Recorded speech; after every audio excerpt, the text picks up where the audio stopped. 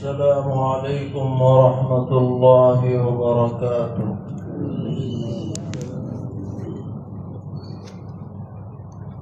الحمد لله رب العالمين.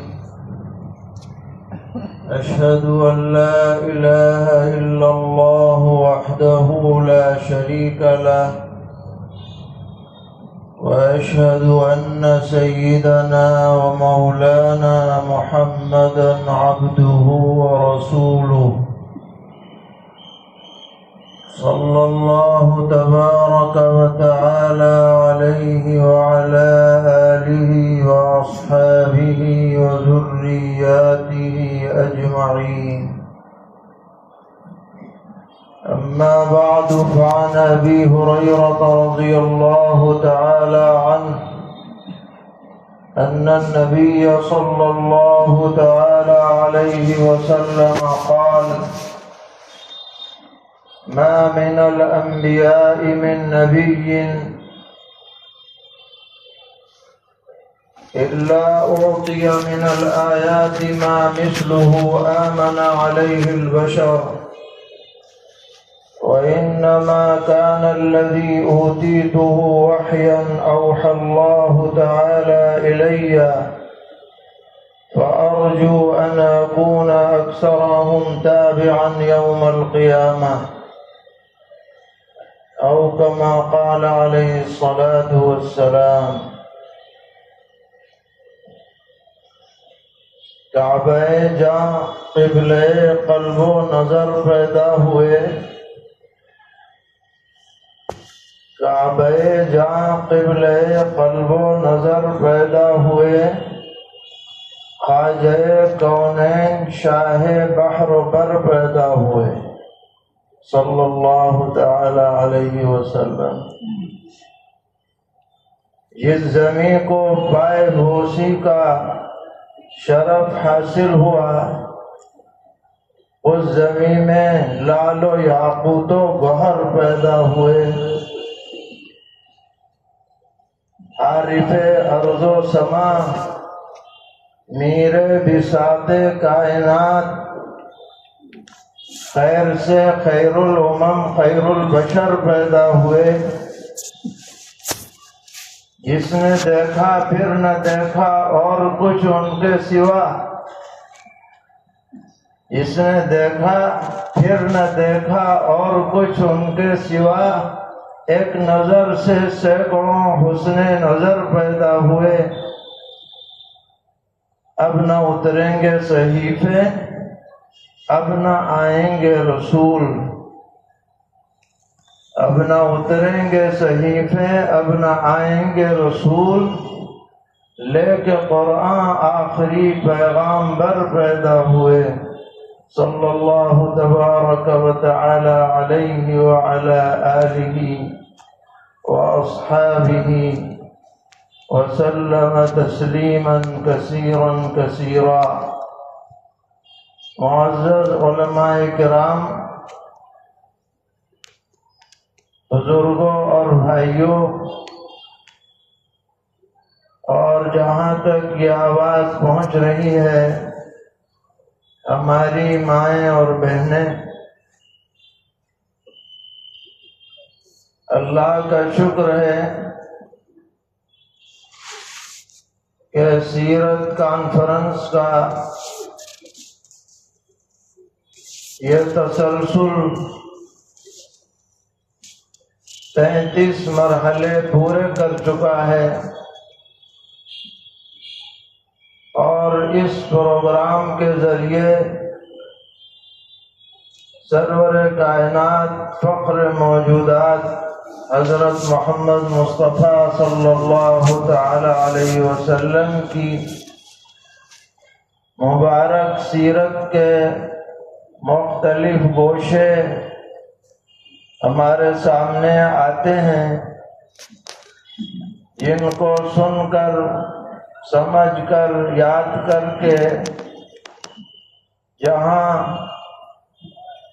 اصلاح کا جذبہ پیدا ہوتا ہے، وہیں پیغمبر علیہ الصلوۃ والسلام کی محبت، عقیدت اور تعظیم میں بھی اضافہ ہوتا ہے۔ اللہ کا شکر ہے، اس کا انعام اور احسان ہے کہ اس نے ہمیں سچا اور مستحکم دین عطا فرمایا، اور اس دین تک پہنچنے کے لیے الصادق الامین خاتم النبیین سرور کائنات محسن انسانیت حضرت محمد مصطفیٰ صلی اللہ تعالی علیہ وسلم کی نسبت نصیب فرمائی۔ یہ ایسا انعام ہے جس کا زندگی بھر بھی اگر ہم شکریہ ادا کریں تو شکر ادا نہیں کر سکتے، اس لیے کہ دنیا آخرت کی کامیابی اور فلاح اور نجات اور اللہ کا قرب اور اس کی رحمتوں کا استحقاق حضرت محمد مصطفیٰ صلی اللہ تعالی علیہ وسلم سے نسبت کے بغیر نہ کسی کو حاصل ہوا ہے نہ حاصل ہو سکتا ہے۔ اس وقت آپ کے سامنے مسلم شریف کی ایک روایت پڑھی گئی ہے جو سیدنا حضرت ابو ہریرہ رضی اللہ تعالی عنہ سے منقول ہے۔ وہ فرماتے ہیں کہ نبی اکرم علیہ الصلاۃ والسلام نے ارشاد فرمایا کہ اللہ تعالی نے جتنے بھی پیغمبر دنیا میں مبعوث فرمائے تو ان کو کچھ نشانیاں عطا فرمائیں، جن نشانیوں کو دیکھ کر لوگ ان پر ایمان لائے، کیونکہ یہ بات بالکل کھلی ہوئی ہے کہ اگر کوئی شخص ہمارے پاس کسی بڑی شخصیت کا نمائندہ بن کر آئے اور کوئی پیغام پہنچانا چاہے تو ہم سب سے پہلے یہ تحقیق کرنا چاہتے ہیں کہ یہ جو نمائندگی کر رہا ہے یہ واقعی صحیح ہے بھی یا نہیں۔ اس کے بغیر ہم اس کی بات کو مانتے نہیں ہیں، تسلیم نہیں کرتے ہیں۔ تو جب دنیا والوں کے نمائندوں کا یہ حال ہے تو جو ذات یہ کہے کہ میں اللہ کا رسول ہوں، اللہ کا پیغمبر ہوں، اللہ کی طرف سے مجھے بھیجا گیا ہے، تو لازم ہے کہ اس کے ساتھ کوئی دلیل ہو، علامت ہو، نشانی ہو، جبھی اس کی بات کو مانا جائے گا۔ تو پیغمبر علیہ السلام فرماتے ہیں کہ تمام انبیاء علیہ السلام کو اللہ تعالی نے نشانیاں عطا کی، جن کو دیکھ کر لوگوں کو یقین ہو گیا کہ یہ سچے پیغمبر ہیں، یہ جو بات کہہ رہے ہیں وہ حق ہے، ان کی نمائندگی برحق ہے۔ چنانچہ قرآن پاک میں ان نشانیوں کا ذکر ہے، آپ نے پڑھا ہوگا، سنا ہوگا کہ سیدنا حضرت ابراہیم علی نبینا وعلیہ الصلاۃ والسلام کے لیے اللہ تعالی نے آپ کو سلامتی اور امن کی جگہ بنا دیا۔ جو آگ لوگوں کو جلا دیتی ہے، بھسم کر دیتی ہے، اللہ تعالیٰ نے اس آگ کو حکم دے دیا کہ تم میرے پیارے ابراہیم پر برد اور سلام بن جاؤ۔ یہ معجزہ ہے جسے دیکھ کر ماننے والوں نے مان لیا، یقین کر لیا کہ ابراہیم علیہ السلام کا دعویٰ سچا ہے، برحق ہے، ورنہ تو آگ تو کسی کو نہیں چھوڑتی، سب کو جلا دیتی۔ اسی طرح آپ نے سنا اور پڑھا ہوگا کہ سیدنا حضرت موسیٰ علی نبینا وعلیہ الصلاۃ والسلام کو جب نبوت عطا ہوئی تو ساتھ میں 2 نشانیاں بھی عطا ہوئیں کہ آپ کی عصا اللہ کے حکم سے اژدہا بن جاتی ہے اور دوبارہ اسے پکڑتے ہیں تو پھر وہ عصا کا عصا حسب سابق لوٹ آتا ہے، اور آپ جب ہاتھ نکالتے ہیں گریبان سے تو وہ چمکتا ہوا نکلتا ہے، فَإِذَا هِيَ بَيْضَاءُ لِلنَّاظِرِينَ۔ اور پھر جب جادوگروں سے مقابلہ ہوتا ہے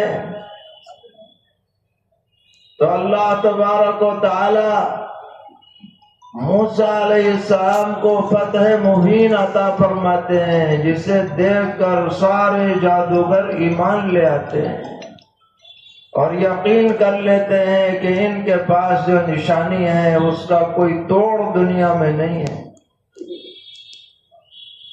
اسی طرح اللہ تعالی نے حضرت داؤد علیہ السلام کو نشانی عطا فرمائی کہ ان کے ہاتھ میں لوہا موم ہو جاتا ہے،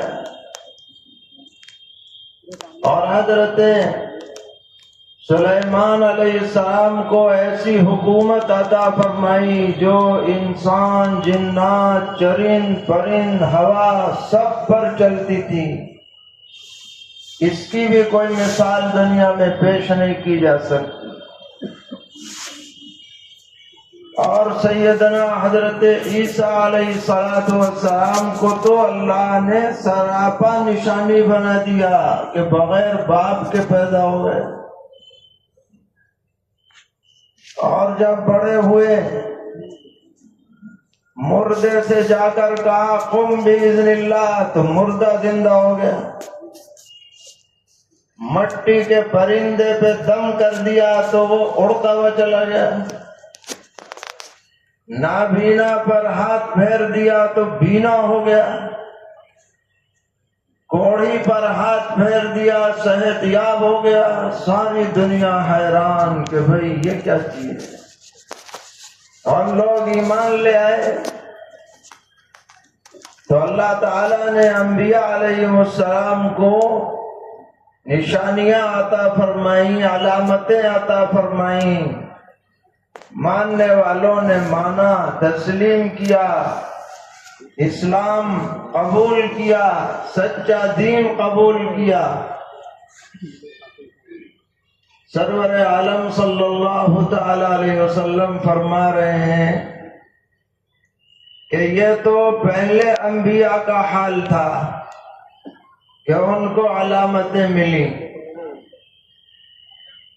لیکن میرا حال یہ ہے کہ مجھے اللہ تعالی نے ہر طرح کی علامتیں عطا فرمائی ہیں۔ ایسی علامتیں بھی ہیں جو مشابہ ہیں پہلے انبیاء علیہ السلام کے، اور ایک ایسی علامت ہے جو میرے ساتھ خاص ہے، جو اوروں کو اس انداز میں عطا نہیں کی گئی۔ چنانچہ حضرات علماء نے سرور عالم صلی اللہ تعالی علیہ وسلم کے معجزات، یعنی آپ کی نبوت کی نشانیاں، دلائل کتابوں میں جمع فرمائے ہیں۔ خاص طور پر حضرت امام بیہقی رحمۃ اللہ علیہ نے دلائل النبوہ نام کی کتاب لکھی ہے، کئی جلدوں میں،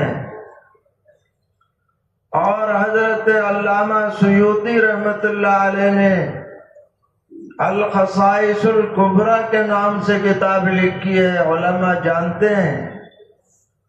ان میں وہ معجزات جمع کیے ہیں جو سرور عالم صلی اللہ تعالی علیہ وسلم کو عطا کیے گئے، جن کو دیکھ کر ماننے والوں نے مانا، تسلیم کیا۔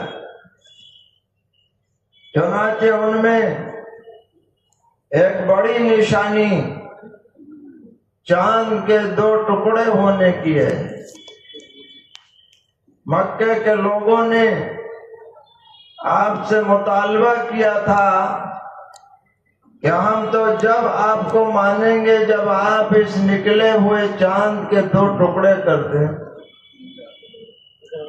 ظاہر ہے کہ یہ آدمی کے بس کی بات نہیں ہے کہ چاند کے 2 ٹکڑے کر دے، لیکن اللہ تعالی نے سرور عالم صلی اللہ تعالی علیہ وسلم کی دعا پر چاند کے 2 ٹکڑے کر کے دکھلا دیے، اور جو لوگ وہاں موجود تھے انہوں نے اپنی آنکھوں سے یہ نشانی دیکھ لی۔ قرآن پاک میں اس کا ذکر ہو گیا، اقتربت الساعۃ وانشق القمر، قیامت آ چکی، بس چاند کے 2 ٹکڑے ہو گئے۔ جو اللہ چاند کے 2 ٹکڑے کر سکتا ہے اس کے لیے قیامت لانا کوئی مشکل نہیں۔ لوگوں کو آج بھی تعجب ہوتا ہے کہ چاند تک تو پہنچنا ہی مشکل ہے، ٹکڑے کیسے ہوئے؟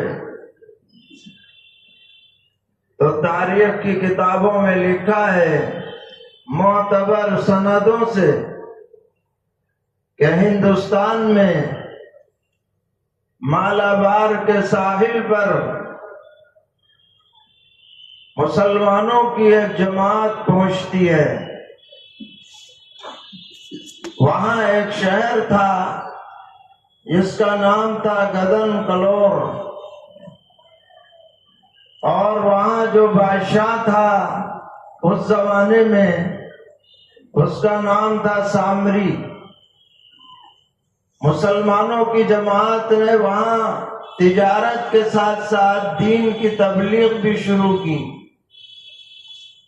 بادشاہ تک شکایت پہنچی کہ کچھ لوگ آئے ہیں دوسری جانب سے اور یہاں اپنا مذہب لوگوں میں پھیلا رہے ہیں۔ بادشاہ نے ان کو بلایا اور ترجمان کے ذریعے بات چیت ہوئی۔ انہوں نے اپنا پیغام سنایا، اور چونکہ یہ لوگ سورج اور چاند کی پرستش کرنے والے تھے، اس لیے جماعت کے لوگوں نے یہ کہا کہ ہمارے پیغمبر علیہ السلام کی دعا کی برکت سے چاند کے 2 ٹکڑے ہو گئے، چندرما کے 2 ٹکڑے ہو گئے۔ بادشاہ کو بڑی حیرت ہوئی کہ چاند بھی کہیں 2 ٹکڑے ہو سکتا ہے، اسے یقین نہیں آیا۔ تو اس کی حکومت میں پرانے زمانے سے یہ دستور تھا کہ ہر دن جو اہم واقعہ پیش آئے اسے رجسٹر میں لکھا جائے کہ آج یہ واقعات پیش آئے۔ تو اس نے کارندوں کو حکم دیا کہ جو روز نامچے لکھے ہوئے ہیں انہیں تلاش کرو، جتنے سال کے بھی مل سکیں ہر دن کا روز نامچہ دیکھو۔ یہ لوگ جو بتلا رہے ہیں اس کی تصدیق ہو جائے گی، اگر یہ سچے ہیں تو یہاں بھی وہی چاند ہے جو عرب میں چاند ہے، کوئی الگ تھوڑی ہے۔ اگر وہ 2 ٹکڑے ہوگا تو یہ واقعہ کوئی ہلکا واقعہ تو ہے نہیں، ضرور ہمارے روز نامچے میں لکھا ہوا ہوگا۔ اس نے اپنے کارندوں کو لگا دیا کہ چلو تلاش کرو۔ تلاش کرتے رہے تو اس کے باپ دادا کے زمانے کا ایک روز نامچہ ملا۔ اس میں وہ لکھ رہا ہے کہ آج میں رات میں محل کی چھت پر ٹہل رہا تھا تو میں نے عجیب منظر دیکھا کہ چندرما کے دو ٹکڑے ہوئے، ایک ادھر چلا گیا ایک ادھر چلا گیا، اور کچھ دیر کے بعد آ کے دونوں مل گئے۔ یہ اس نے روز نامچے میں لکھوا رکھا تھا۔ جب یہ چیز اس بادشاہ کے سامنے لائی گئی، اس نے یقین کر لیا کہ یہ مذہب اور دین برحق ہے، جو یہ دعویٰ کر رہے ہیں وہ سچا ہے۔ چنانچہ وہ پورا علاقہ اس کی دعوت پر حلقہ بگوش اسلام ہو گیا، اور اسلام اس علاقے میں اس کی تبلیغ اور اس کی اشاعت کا سلسلہ شروع ہوا۔ تو یہ معجزہ ہے سرور عالم صلی اللہ تعالی علیہ وسلم کا، جس کی تصدیق اللہ تعالی نے اس طرح سے کرا دی کہ جن لوگوں نے یہاں دیکھا انہوں نے بھی شہادت دی، اور جنہوں نے بر وقت دیکھا تھا وہ بھی اس کے گواہ بنے۔ روایات میں اس کی تفصیلات موجود ہیں۔ اسی طرح ایک روایت میں ہے کہ یمن کے کچھ لوگوں کا ایک قافلہ سرور عالم صلی اللہ تعالی علیہ وسلم کی خدمت میں حاضر ہوا۔ اس قافلے کے سردار تھے اشعث بن قیس۔ وہ فرماتے ہیں کہ میں نے پیغمبر علیہ السلام سے عرض کیا کہ ہم آپ پر جب ایمان لائیں گے، جب آپ یہ بتائیں کہ ہمارے دل میں اس وقت کیا خیال چل رہا ہے۔ میں کچھ سوچ رہا ہوں، آپ بتائیے میں کیا سوچ رہا ہوں۔ بہت سے لوگ یہ سمجھتے ہیں کہ جو ہمارے دل کی بات بتا دے وہ بڑا پہنچا ہوا ہے، ان کو تو ہمارے دل کی بات پتہ ہے۔ پیغمبر علیہ السلام نے فرمایا کہ میں کوئی کاہن نہیں ہوں کہ تمہارے دل کی بات بتا دوں، اور یہ جتنے بھی کاہن اور کہانت کرنے والے ہیں سب جہنمی ہیں، میرا ان سے کوئی مطلب نہیں۔ البتہ آپ نے سامنے کنکریاں پڑی ہوئی تھیں، وہ آپ نے اٹھا لی مٹھی میں، اور فرمایا تمہیں اگر یقین نہیں ہے تو یہ کنکریاں میری شہادت دیں گی۔ چنانچہ ان کنکریوں سے اشہد ان لا الہ الا اللہ واشہد ان محمد رسول اللہ کی آواز اس پورے قافلے نے سنی، اور وہ سب یہ آواز سن کر ایمان لے آئے اور اسلام سے مشرف ہو گئے۔ یہ بھی معجزہ ہے، ورنہ آج تک آپ نے پتھر سے کوئی آواز نہ سنی ہوگی۔ پتھر سے آواز آنا، کلمہ شہادت ان سے صادر ہونا، یہ پیغمبر علیہ السلام کی رسالت اور نبوت کا ایک معجزہ ہے، نشانی ہے، لوگوں نے اسے تسلیم کیا۔ اسی طرح صحیح روایت میں ہے کہ ایک دیہاتی پیغمبر علیہ السلام کی خدمت میں حاضر ہوا، اور اس نے یہ کہا کہ میں تو جب مانوں گا آپ کو جب یہ درخت اور اس کی ٹہنی آپ کی تصدیق کرے گی، جب میں آپ کی بات مانوں گا۔ بظاہر یہ لگتا ہے کہ اس نے ضد کرنے کے لیے یہ کہا ہوگا کہ ایسا تو ممکن نہیں ہے کہ درخت سے کوئی آواز آئے، درخت کسی کی تابعداری کرے، لیکن نبی اکرم علیہ الصلوۃ والسلام نے اس کے کہنے پر درخت کو آواز دی اور وہ درخت اپنی جگہ سے ہل کر کے اور آپ کے سامنے آ گیا، اور ایسا لگنے لگا گویا کہ وہ آپ کے سامنے جھک رہا ہے اور آپ کی تصدیق کر رہا ہے۔ یہ منظر دیکھ کر وہ دیہاتی اسلام لے آیا اور اس نے یقین کر لیا کہ آپ سچے پیغمبر ہیں۔ اللہ نے یہ نشانی آپ کے ہاتھ پر دکھلائی۔ اسی طرح بہت بڑی نشانی، عظیم نشانی، جس کی نہ کوئی نظیر پہلے ہے اور نہ بعد میں ہے، آپ کا مکہ معظمہ سے سفر اسراء و معراج پر تشریف لے جانا سراپا معجزہ ہے۔ آج بھی اگر کوئی آدمی مکہ معظمہ سے مسجد اقصی جانے کا ارادہ کرے تو اس کے لیے لمبا وقت چاہیے، کتنا ہی تیز رفتار سواری کیوں نہ ہو، کئی گھنٹوں میں وہاں پہنچے گا۔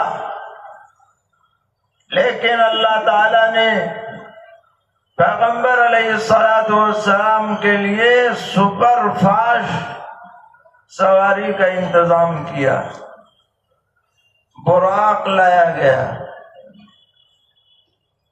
حدیث میں آتا ہے کہ یہ براق جو گھوڑے کی شکل کا تھا، کچھ قد چھوٹا تھا، لیکن اتنی سپر رفتار اس کی تھی کہ جہاں تک اس کی نظر پہنچتی تھی وہاں اس کا قدم پڑتا تھا۔ سیکنڈوں میں ادھر سے ادھر تشریف لے گئے، اور پھر مسجد اقصی سے آپ کا سفر معراج شروع ہوتا ہے۔ آسمانوں پر سفر ہوا۔ صحیح حدیثوں میں ہے کہ آپ حضرت جبرائیل علیہ السلام کے ساتھ پہلے آسمان پر پہنچے۔ آج تک کوئی انسان آسمان کے پہلے مرحلے تک بھی نہیں پہنچ پایا، اور ابھی تک کی تحقیق یہ ہے کہ جا بھی نہیں سکتا، کوئی راستہ نہیں، کوئی ذریعہ نہیں۔ یہ چاند پر جو لوگ پہنچے، یہ تو اقرب ترین سیارہ ہے جو زمین کے بہت قریب ہے، پہنچ گئے وہاں۔ لیکن جو اصل آسمان ہے وہاں جانے کا سوال ہی نہیں، کتنے ہی راکٹ بنا لو، کچھ بنا لو، سوال نہیں۔ پیغمبر علیہ السلام تشریف لے گئے، حضرت جبرائیل علیہ السلام ساتھ ہیں۔ دیکھا دروازے سب بند، بالکل پیک ہے۔ حضرت جبرائیل علیہ السلام نے دروازہ کھٹکھٹایا تو ایسا نہیں ہے کہ کھٹکھٹاتے ہی کھل گیا ہو، بلکہ اندر سے سیکورٹی والوں نے پوچھا کون؟ جواب ملا جبرائیل۔ یہ بھی نہیں کہ جبرائیل کا نام سنتے ہی کھول دیں کہ بھئی حضرت آ رہے ہیں، سید الملائکہ ہے، وہ تو سارے فرشتوں کے چیف تھے، چیف ہیں۔ کھولا نہیں۔ سیکورٹی والوں نے پوچھا وَمَن مَعَكَ، آپ اکیلے ہیں، کوئی ساتھ ہے؟ جواب ملا کہ جی محمد ساتھ ہے ہمارے صلی اللہ علیہ وسلم۔ اب بھی نہیں کھلا۔ ایسا نہیں کہ بھائی حضور تشریف لا رہے ہیں، جبرائیل علیہ السلام ساتھ آ رہے ہیں، گیٹ کھول دیا جائے فوراً؟ بلکہ پھر سیکورٹی والے نے پوچھا اوقد بعث الیہ، کیا جو محمد صلی اللہ علیہ وسلم کو ساتھ لا رہے ہو ان کے لیے دعوت نامہ اللہ کی طرف سے گیا ہے، اجازت ملی ہوئی ہے؟ جب کہا گیا کہ ہاں ہاں قد بعث الیہ، تب دروازہ کھلا۔ سوال یہ ہے کہ کیا ایسا نہیں ہو سکتا تھا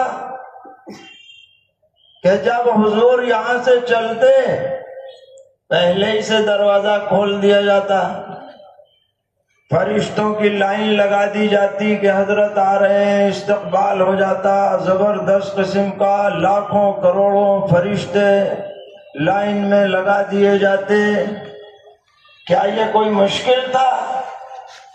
اللہ تعالیٰ حکم دیتے تو کیا ایسا نہیں ہو سکتا تھا؟ ضرور ہو سکتا تھا، لیکن پیغمبر علیہ السلام کو یہ دکھلانا تھا کہ کیا آسمانوں پر بہت زبردست سیکورٹی کا انتظام ہے، یہاں نہ کوئی آ سکے نہ جا سکے، نہ اتر سکے نہ چڑھ سکے بغیر اللہ تعالیٰ کی اجازت اور حکم کے۔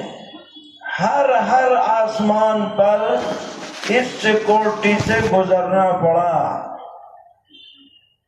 اور وہاں آپ کی انبیاء علیہ السلام سے ملاقاتیں ہوئیں۔ پہلے آسمان پر جن انبیاء علیہ السلام سے ملاقات ہوئی ان میں سیدنا حضرت عیسیٰ علی نبینا وعلیہ الصلاۃ والسلام بھی ہیں، جو انبیاء بنی اسرائیل کے خاتم ہیں، ان کے آخری پیغمبر ہیں بنو اسرائیل کے۔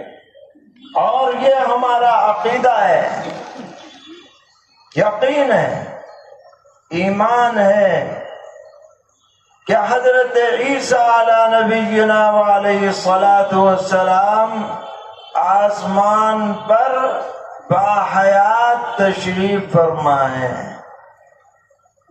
ان کی وفات نہیں ہوئی،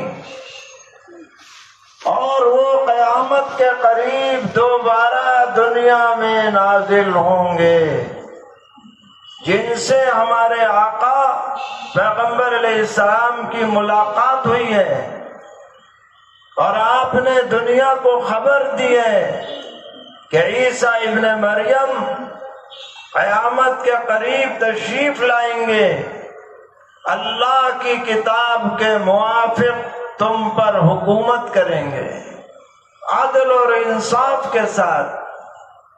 یہ ہمارا عقیدہ ہے۔ اور حضرت عیسیٰ علیہ السلام کے ہاتھوں دجال قتل ہوگا، جو دجال دنیا کا سب سے بڑا فتنہ ہے، اور اس کا ساتھ دینے والے جو یہودی سب سے بڑی تعداد میں ہوں گے، ان کا انجام بھی حضرت عیسیٰ علیہ السلام کے ہاتھوں ہونے والا ہے۔ اس پر ایسا یقین رکھنا چاہیے جیسے اس وقت رات ہونے کا یقین ہے۔ یہ بات پیغمبر علیہ السلام نے امت کو بتلائی۔ پھر آپ کی اور انبیاء علیہ السلام سے ملاقاتیں ہوئیں، اور آپ سدرۃ المنتہا تک تشریف لے گئے۔ سدرۃ المنتہا وہ چیک پوسٹ ہے جہاں نیچے کی چیزیں اوپر اور اوپر کی چیزیں نیچے آتی ہیں، اور وہاں جو ہوا سو ہوا، اس تفصیل کا یہ موقع نہیں ہے، لیکن اس سفر کی دو خاص باتیں ہیں۔ پہلی بات یہ ہے کہ اللہ تعالیٰ نے سفر سے واپسی میں 2 تحفے عطا فرمائے۔ مسلم شریف میں روایت ہے، پہلا تحفہ نمازیں عطا فرمائی امت کو، جو پہلے 50 تھیں پھر 5 رہ گئی، مگر ثواب 50 کا ہے۔ یہ تحفہ ملا سفر اسراء و معراج میں، یہ امت کے لیے عظیم تحفہ ہے۔ ایسی عبادت 5 وقتہ اور مختلف اوقات میں کسی اور کو عطا نہیں ہوئی جو اللہ نے امت محمدیہ کو عطا فرمائی ہے، جو اللہ سے قرب کا سب سے بڑا ذریعہ ہے، جو دین اسلام کا سب سے بڑا عملی ستون ہے۔ امت کو اس عبادت سے گہری وابستگی چاہیے۔ اگر سیرت کو سینے سے لگانا ہے تو نماز کو سینے سے لگانا پڑے گا، پابندی کرنی پڑے گی، کیونکہ یہ عظیم تحفہ ہے جو اللہ کی طرف سے پیغمبر علیہ السلام کے واسطے سے امت کو عطا ہوا ہے۔ اور دوسرا تحفہ ملا سورہ بقرہ کی آخری آیتیں، خواتین سورۃ البقرہ، جس میں دعائیہ کلمات ہیں، اور یہ بشارت ہے کہ ہم نے امت کو بس اتنا ہی مکلف کیا ہے جتنا وہ تحمل کر سکے، تحمل سے زیادہ کوئی حکم نہیں دیا۔ اور پھر دعائیہ کلمات ہیں، ربنا لا تؤاخذنا ان نسینا او اخطانا، اے ہمارے رب ہم سے جو بھول چوک ہو اس پر آپ ہم سے مواخذہ مت فرمائیے۔ ربنا ولا تحمل علينا اصرا كما حملته على الذين من قبلنا، اور آپ ہمارے اوپر ایسا بوجھ مت ڈالیے جیسا پہلی امتوں پر تھا، کہ اگر بدن پر نجاست لگ جائے تو کھال کو چھیل دیا جائے، کپڑے پر لگ جائے تو کپڑے کو کاٹ دیا جائے، صدقہ خیرات رکھ دیا جائے، آسمان سے آگ آئے جلا دے وغیرہ۔ ایسے احکام آپ ہم پر مت نازل فرمائیے۔ ربنا ولا تحملنا ما لا طاقة لنا به، اے ہمارے رب جو ہمارے بس میں نہ ہو وہ ہم پر بوجھ مت ڈالیے۔ واعف عنا، آپ ہمیں ہمارے ساتھ عفو درگزر کا معاملہ فرمائیے، اور ہماری مغفرت فرمائیے، ہم پر رحم فرمائیے۔ آپ ہی ہمارے مولا ہیں، کافروں کے مقابلے میں ہماری مدد فرمائیے۔ یہ تحفہ بھی اللہ نے اسی سفر میں پیغمبر علیہ السلام کو عطا کیا ہے۔ حدیثوں میں آتا ہے کہ جو آدمی یہ آیتیں سونے سے پہلے پڑھنے کا اہتمام کر لے گا، اللہ تعالی اس کو ہر طرح کی مصیبت سے، پریشانی سے نجات عطا فرمائیں گے۔ اس کی ہمیں عادت ڈالنی چاہیے۔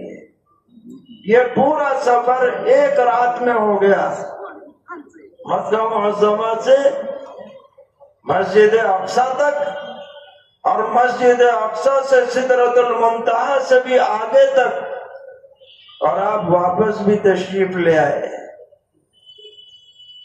اور اس دوران آپ نے انبیاء علیہ السلام کی امامت بھی فرمائی۔ صبح کو آپ نے جب لوگوں میں بیان کیا کہ آج رات میں نے ایسا ایسا سفر کیا، تو مکے کے لوگوں نے تو بغلے بجانی شروع کر دی کہ واہ واہ، ایسا بھی کہیں ہو سکے۔ آپ چلے بھی گئے، آ بھی گئے۔ ام المومنین حضرت عائشہ رضی اللہ تعالی عنہ فرماتی ہیں کہ پیغمبر علیہ السلام نے مجھ سے خود فرمایا کہ عائشہ مجھے سب سے زیادہ ذہنی تکلیف اس وقت ہوئی جب مکے کے لوگ، تمہاری قوم کے لوگ سفر اسراء و معراج کے بارے میں مجھے جھٹلا رہے تھے اور یہ کہہ رہے تھے کہ اگر تم اپنے دعوے میں سچے ہو تو بتاؤ کہ مسجد اقصی کے دروازے کتنے ہیں، محرابیں کتنی ہیں، روشن دان کتنے ہیں؟ بھلا بتائیے، آدمی رات کے وقت میں کہیں جائے، کسی گھر میں جائے، کسی علاقے میں جائے، تو کیا وہ یہ دیکھتا ہے کتنے دروازے کھڑکیاں روشن دان ہیں؟ مگر آپ کو زج کرنے کے لیے یہ لوگ اس طرح کے مطالبات کر رہے تھے۔ پیغمبر علیہ السلام نے فرمایا فجل اللہ لی بیت المقدس، اللہ تعالیٰ نے میری آنکھوں کے سامنے بیت المقدس کر دیا۔ اب جو وہ پوچھ رہے تھے میں اپنی آنکھوں سے دیکھ کے انہیں جواب دے رہا تھا۔ اس زمانے میں یہ ٹیلی ویژن نہیں تھا، یہ ویڈیو نہیں تھا کہ یہاں سے دیکھیں اور وہاں نظر آ جائے، لیکن اللہ نے بطور معجزہ آپ کے لیے یہ سارے واسطے اور رکاوٹیں ہٹا دی تھی اور سامنے کر دیا تھا۔ جو ماننے والے تھے انہوں نے مانا، جو تسلیم کرنے والے تھے انہوں نے تسلیم کیا۔ روایت میں ہے کہ سیدنا حضرت ابو بکر صدیق رضی اللہ تعالی عنہ اس وقت وہاں نہیں تھے۔ کچھ لوگ ان کے پاس گئے اور جا کے کہا کہ تمہارے ساتھی جو ہیں عجیب و غریب باتیں بتلا رہے ہیں، آپ بڑے عقل مند آدمی ہیں، دانشور ہیں، اب تو آپ کچھ سوچئے کہ کیا بتا رہے ہیں۔ کہ یوں کہہ رہے ہیں رات میں چلا گیا مسجد اقصی اور پھر اوپر چلا گیا اور آسمانوں سے ہو کے آ گیا۔ تو حضرت ابوبکر رضی اللہ تعالی عنہ نے بغیر کسی ادنا سے تکلف کے اور توقف کے فرمایا کہ میں گواہی دیتا ہوں، اگر جو تم کہہ رہے ہو سچ ہے، میں گواہی دیتا ہوں کہ یقیناً ایسا ہی واقعہ پیش آیا ہے۔ اور فرمایا کہ ہم نے تو حضور کے کہنے پر جنت جہنم کو مان لیا، قیامت کو مان لیا، آخرت کو مان لیا، یہ کیا بڑی بات ہے؟ جو آپ کہیں گے اس پر یقین ہم رکھیں گے، رکھتے ہیں۔ پیغمبر علیہ السلام کو جب یہ بات معلوم ہوئی تو آپ اس قدر خوش ہوئے کہ آپ نے حضرت ابو بکر کا لقب ہی الصدیق رکھ دیا کہ یہ ہے تصدیق کرنے والے۔ وہی تصدیق ہمیں بھی کرنی ہے اور اپنے بچوں کا ذہن بھی یہ بنانا ہے، سچائی کا، ایمان کا، یقین کا، جس میں ادنا سا بھی تعمل نہ ہو اور ادنا سا بھی شک اور شبہ نہ ہو۔ الغرض معجزات کی ایک لمبی فہرست ہے، آپ کی انگلیوں سے پانی جاری ہو گیا، تھوڑا سا کھانا بہتوں کے لیے کافی ہو گیا، بیمار کے لیے آپ نے دعا کر دی، وہ صحت یاب ہو گیا، آنکھیں دکھنے آ رہی تھی، لعاب دہن لگا دیا، ٹھیک ہو گئی، پاؤں ٹوٹ گیا تھا، ہاتھ پھیر دیا، پاؤں جڑ گیا۔ کمال ہے، یہ سب معجزات ہیں جو پیغمبر علیہ السلام کو عطا ہوئے۔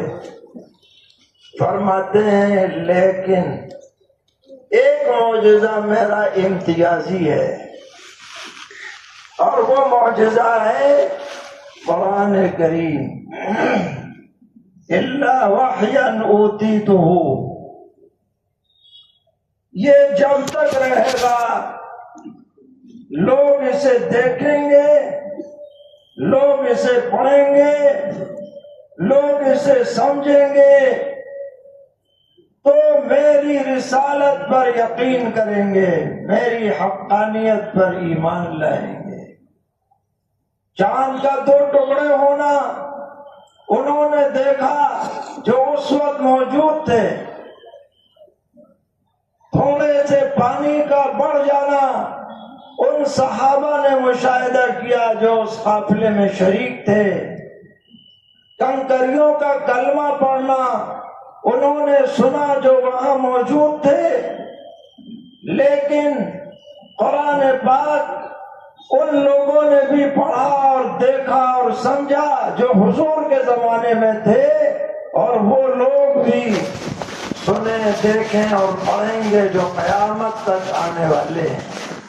یہ قرآن پیغمبر علیہ الصلوۃ والسلام کی سچائی کی سب سے بڑی علامت ہے، سب سے بڑی نشانی ہے جو باقی رہنے والی ہے۔ پیغمبر علیہ السلام نے فرمایا اس علامت کی وجہ سے فَأَرْجُو أَنْ أَكُونَ أَكْثَرَهُمْ تَابِعًا يَوْمَ الْقِيَامَةِ، مجھے امید ہے قیامت میں میرا قافلہ سب سے زیادہ ہوگا تمام انبیاء علیہ السلام کے مقابلے میں، کیونکہ میری نشانی ہمیشہ باقی رہنے والی ہے۔ ایک شاعر نے کہا ہے مدحت خیر البشر اعجاز ہے تحریر کا، مدحت خیر البشر اعجاز ہے تحریر کا، یہ بھی ایک انداز ہے قرآن کی تفسیر کا۔ اور